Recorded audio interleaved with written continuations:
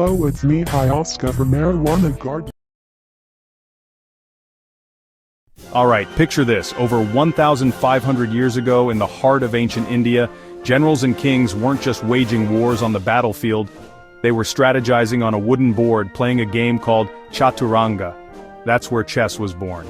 Chaturanga, which literally means 4 divisions in Sanskrit, was the ultimate war simulation: infantry, cavalry, elephants, chariots, all battling it out on an 8x8 grid. Some pieces might look familiar. The Raja, our king, could move 1 square any direction.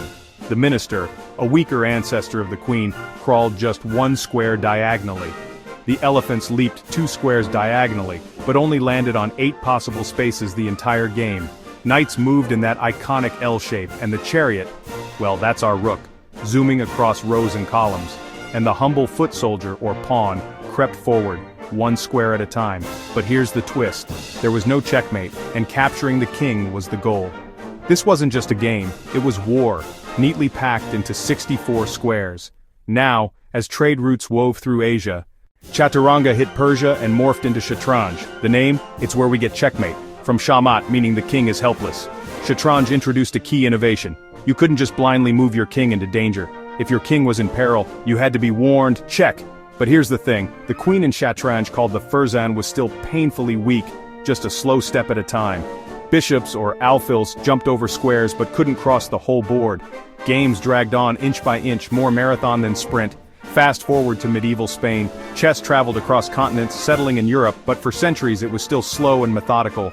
Then, Valencia, late 1400s. Boom! Everything changes. In 1475, a poem called Scax d'Amor, that's Chess of Love, paints a brand new game.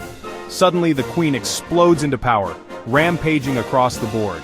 She's called the Mad Queen, unstoppable, unpredictable, combining the strength of rook and bishop.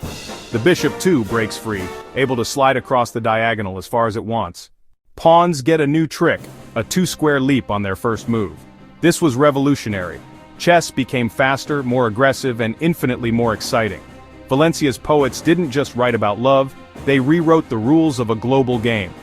Francesc Vicent sealed these changes, publishing the first book of modern chess problems and cementing Valencia as the birthplace of the chess we know today. So, from ancient Indian battlefields to poetic Spanish revolutions, the story of chess is a journey of strategy, power, and transformation, all leading to the checkmating power of the Mad Queen. Proof that the greatest battles are often fought not with swords, but with minds.